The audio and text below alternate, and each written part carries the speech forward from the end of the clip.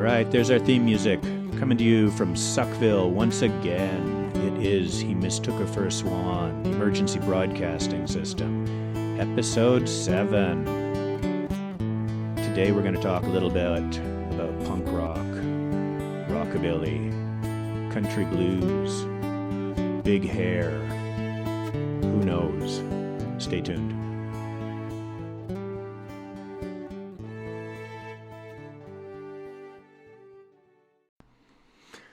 Hey there, everybody.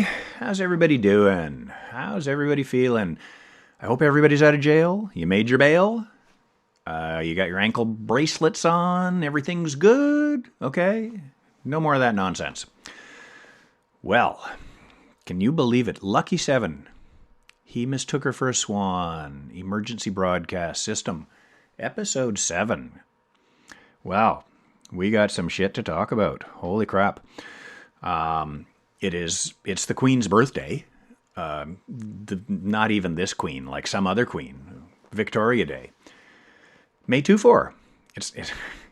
See, this is how Canadian it is, okay? So it's not May 24th, and yet it is the May 2-4 weekend. So it is the weekend named after a case of beer. And how Canadian is that? It doesn't have to be Canadian, you know. It could be X or Keith's or as you like it, you know. It's beer. We love our beer. Yes, Victoria Day weekend. So, Canada, the only country in the world that celebrates Victoria Day. They don't even celebrate it in England, for God's sakes. I don't know why we're doing it, but, you know, we get a day off, you know. People in Quebec do not give a shit about it, but they get the day off, so they're okay with it. Listening to some music. I want to give a shout out to a couple of radio stations. Okay, so I don't know what you guys are listening to. I'd be interested in knowing what you're listening to, but maybe check these things out.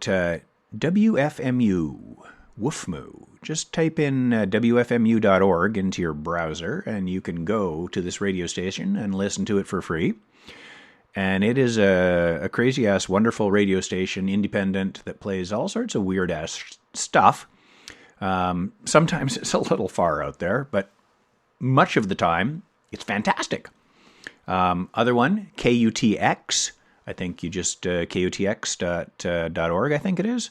It's a radio station from Austin, Texas. Again, just type it in, go there, and you can listen to it for free. And they're both amazing. It's saving my life. You know, I'm listening to this shit all the time, and they keep throwing new music at me, and old music, and lots of great stuff, man. I don't know. Just for example, KUTX, they're playing the hell out of the new Laura Marling. It's kind of growing on me. I think it's pretty good actually. Laura Marling's done a bunch of interesting stuff, and she's got a new record. Check that out. I was listening to WFMU the other day. I don't know if I mentioned this, but I heard this Italian glam band called Faz Waltz. Fazwaltz. Faz Waltz. Italian glam band. Brand new record they got out, like April this year. They got a song called Broken Teeth. Check it out. It is so friggin' Mott the Hoople. It is more Mott the Hoople than Mott the Hoople. It reminds me of my original band, my first band when I was a kid, you know. Oh, can you, with my silver bell-bottom pants and my big-ass shoes, you know, and preposterous, you know, ridiculous. But good stuff, you know, good Mott the Hoople-y stuff. Yeah. It is... Besides being the Queen's birthday, it is also National Cheese Soufflé Day. So, eat some if you can. Eat them if you got them. Or, like, I don't know, go on, look up the recipe. I imagine it's hard as shit to make, but I bet it'd be good. It'd be good. It would be good to have a little cheese soufflé. That'd be fantastic. Most importantly, it's Reckless Eric's birthday today. All right? Reckless Eric. After this, go on Spotify and listen to Whole Wide World. Okay? Just listen to that. That's a great song. Reckless Eric. God bless you. You gave us some good cheer. I don't know if you noticed. I got to go this way. I took down Barbarella and I put up Wanda Jackson. So there she is, Wanda Jackson.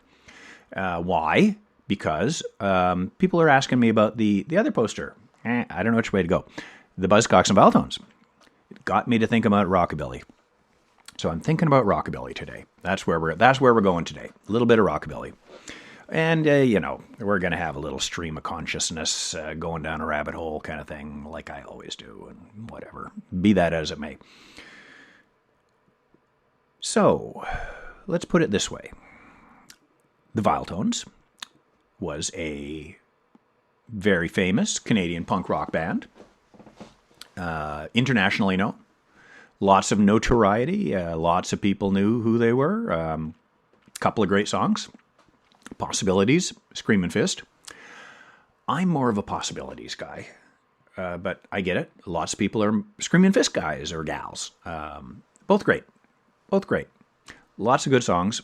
Well, a couple of good songs. Okay, let's not go crazy, but a couple of great songs. Legendary stage show. Chaos, madness, violence, all that stuff that we're supposed to not like anymore because we're all tame, okay? And we just don't like that anymore. We used to like it. I don't know what happened. Anyway, the Viletones, fantastic band, like I'm saying. They at some time in 1978, the Viletones split apart like an amoeba. One part of the amoeba formed the Secrets, and the other part of the amoeba was just Steve Leckie. And, they both went on to do other stuff. Steve Leckie carried on. He rebuilt the Viletones from the ground up. He rebuilt them from the ground up. And he did that by recruiting the members of The Ugly, which was, if you can imagine, an even more intense and crazy Toronto punk band. For my money, the greatest, but I don't know. Who's the greatest? The Viletones or The Ugly?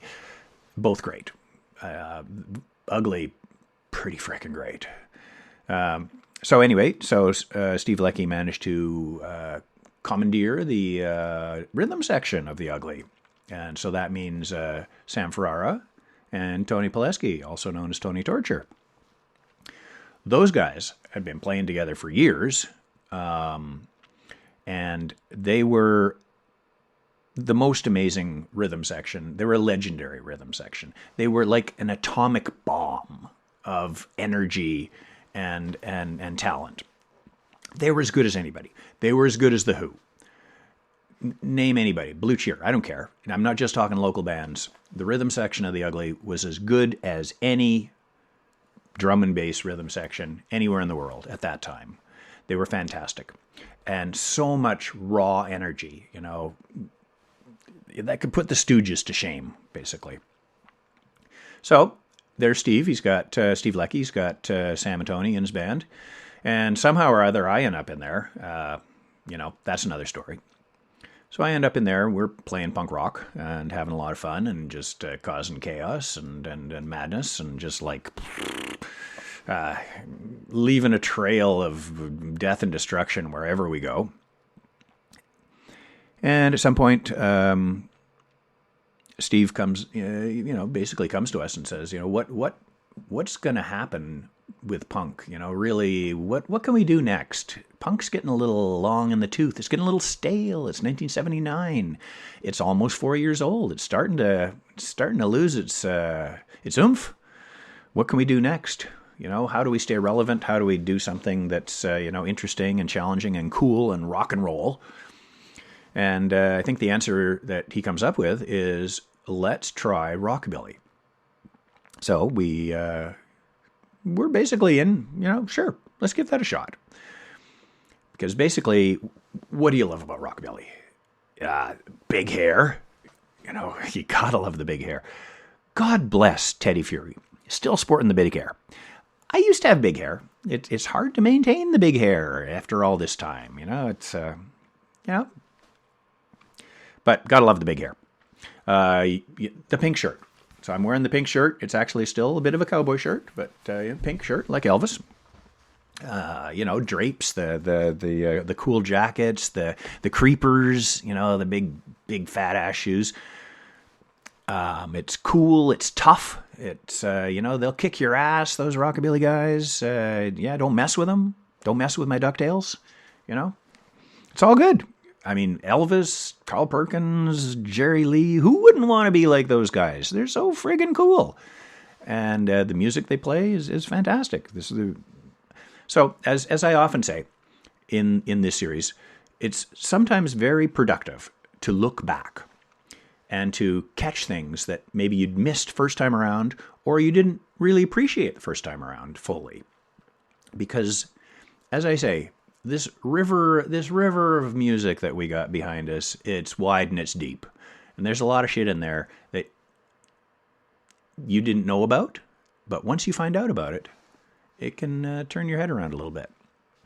So we went looking, and we found some cool stuff. We found a lot of cool songs, and we covered a bunch of songs. We wrote a bunch of songs, and we learned a bunch of rockabilly stuff.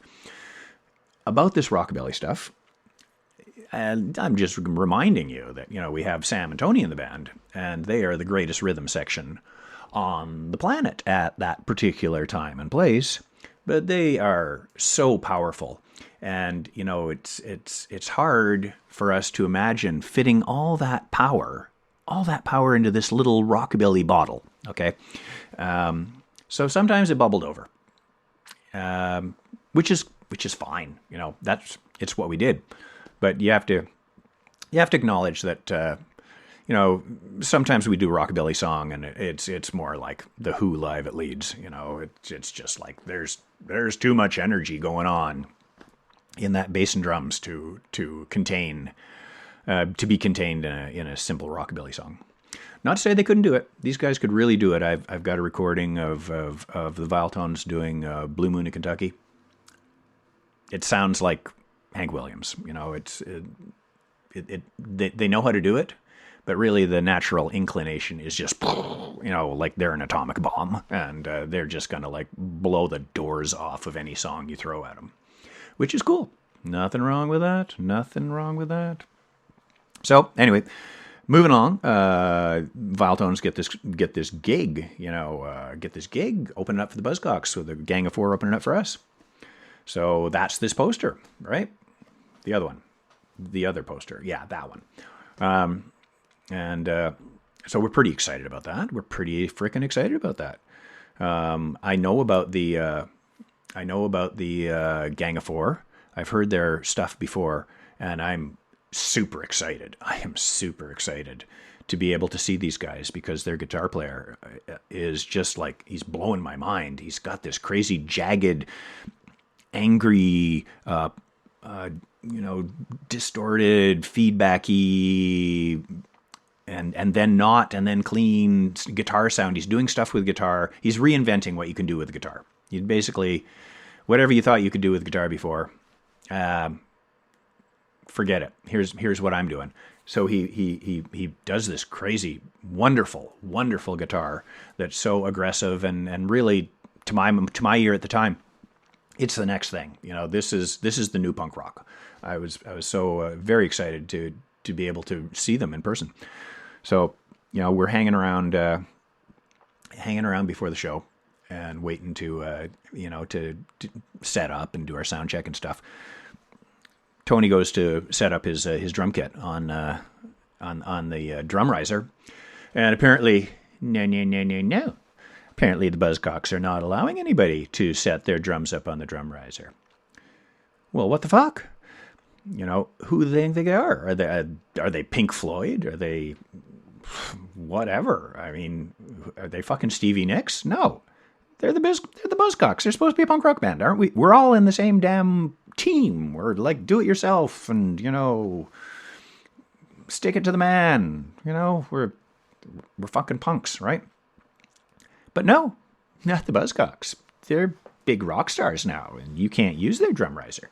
So We talked to the we talked to the Gang of Four guys. They're a little peeved as well. They've been playing with the Buzzcocks for a while now, and they never get to use the drum riser, and they never get to use the spotlight. Well, the Viletones are having none of that nonsense. We go to talk to Gary Topp and Gary Cormier, the two Garys who booked this gig and booked every other great gig that we ever saw in our lives, the legendary promoters from Toronto. And there's some back and forth. I mean, I don't know exactly how it happened, but eventually they came back and said, yeah, you guys can use the drum riser and you can use the spotlight. So, Gang of Four comes on. They're the first band on. And there's the spotlight. There's the drum riser. They are just killing it. They are fucking killing it. They're amazing. I'm watching from the side of the stage. I can't believe what this guy's doing on guitar. I got to go around to the front. I'm looking. It's killing me. He is so great. It is so great. You would not believe it. So, Gang of Four, you are welcome. You owe us one. All right? Put me on the list or something. Send me a record. Give me a postcard. Then the Viletones go on. We do our shit. Our set's made up partially of the older punk rock stuff and partially of the newer rockabilly stuff. Steve Lecky's all decked out in his finest rockabilly finery, and we present our stuff. It is mixed reaction. Mixed reaction. Some people are digging it, and some people are not digging it. Some people are just have their moving my thing here. They're stuck in the past. Some people are stuck in the past, and they do not want to see the Viletones changing. And but whatever. If we cared what they thought, we could be an Eagles cover band or whatever. If they don't like what we're doing, they're idiots. Okay, so we did our thing. It mixed reaction. Some people liked it. Some people didn't like it. And then So we did our rockabilly thing. I think we did pretty good.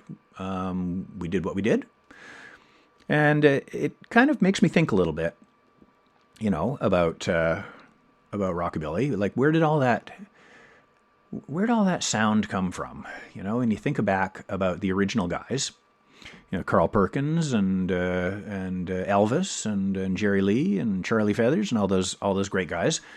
Where'd that sound come from? And how come I could play it? Because I'm not an expert on rockabilly when I joined the Viletones. I got to thinking, really, all those guys spent a bit of time absorbing country blues. They were all, not all, but a lot of the original guys were from the Memphis area.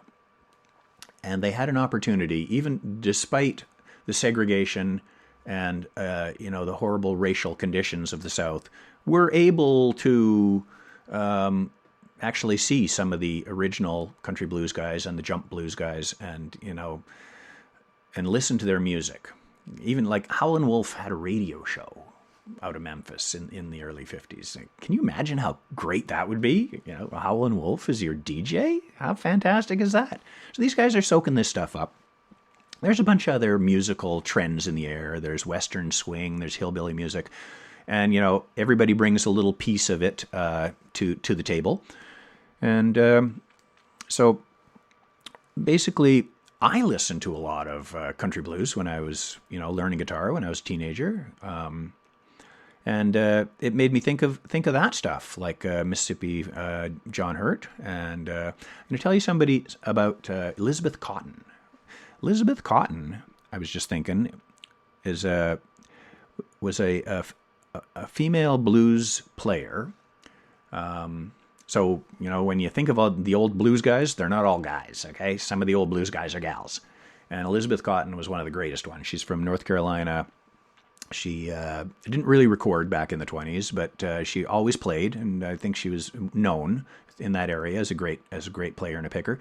Weird style. She was a lefty. She just flipped her guitar around, and but she didn't restring it, so the high E is on top. So a whole different style of playing she had to figure out. And she wrote some great songs, Freight Train, for example. Also Shake Sugaree, You should check those out. So Freight Train, kind of a simple country blues song. She ended up hooking up with the Seegers, Mike Seeger, Pete Seeger, the folk royalty from the 50s. Mike Seeger's going, wow, these are great songs. We should record these songs. So they record some of them in around 1950. Those songs go across the ocean. And, we got all the great cross-pollination between, America and England that we love so much. The guys in England, some of the folk guys pick it up. They love this song. The skiffle guys, they pick it up. What's this skiffle, you say? Skiffle, is that like a candy? Like, I got a skiffle stuck in my throat. No, skiffle guys. They're like skiffles, basically a precursor of rockabilly, to my mind. They got, the stand-up bass. They got driving guitar. They got cool suits. It's all pretty upbeat. They got haircuts. I mean, it's good to have a haircut, right? It's kind of like a folky precursor to rockabilly. John Lennon was a skiffle guy. It's a precursor to rock and roll, basically, in England. And, the Teddy Boys, who are the English rockabilly guys, loved this shit. So, there you go. So, with that, you can see that there's a connection between that original country blues, which Carl Perkins also listened to, and you can totally hear this in Carl Perkins' music, and also ending up over in England with these songs. So so interesting progression of how all this stuff ties together. Anyway, so maybe I should play you just I'll play you a quick little Elizabeth Cotten song if I can. Just so you can see what the hell I'm talking about. And then we'll wrap it up, okay? Hang on a second here. Let me just grab this guitar. I'm going to move this over somewhat to the side. I'm going to refocus this so you can see what the hell I'm doing. Move over here. All right. All right, so I think this is called the Wilson Rag. I've been doing it for so long. I don't know how much is Elizabeth Cotten and how much is me. But, it's basically her song, okay?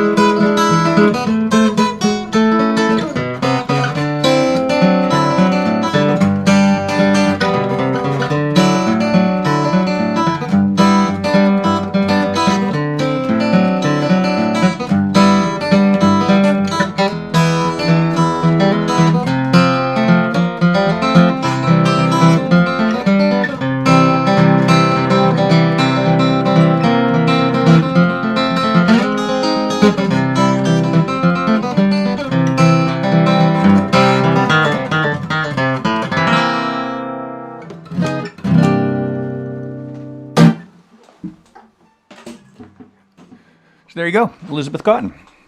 You should check her out. She has got some cool songs. Shake Sugaree. A bunch of people have covered that. Rihanna Giddens, for example, just for one. Okay. All right. So I think we've covered a lot of ground here. We've covered Victoria Day, 2/4s, Creepers, Pink Shirts, Rockabilly, Buzzcocks, Gang of Four, Elizabeth Cotten, check her out, KUTX, listen to that. So, just want to remind everyone to, listen to the Reckless Eric song after this immediately. Okay, I'm going to put a little link. I'll make it so it's easy for you. I hope everybody is doing well. Like I said, you're out of jail by now. I know you're just getting more and more good looking every day, and smarter too. Smarter and better looking. That's where we're going with this. So when all this shit is over, we're going to emerge like butterflies from the you know what I'm saying. Yeah, that's it. That's it. We're going to be butterflies. But like tough, like we'll kick your ass. We'll be like bad butterflies, okay? Like with big rockabilly hair. Yeah, I like that. That's giving me a good mental image. Butterflies with big rockabilly hair. That's what we're going to be. All right? So everybody take care. Everybody keep cool. Let me know what you're doing. Listen to Wolf Moon, KUTX. Keep rocking. All right? We'll talk to you next week. So long.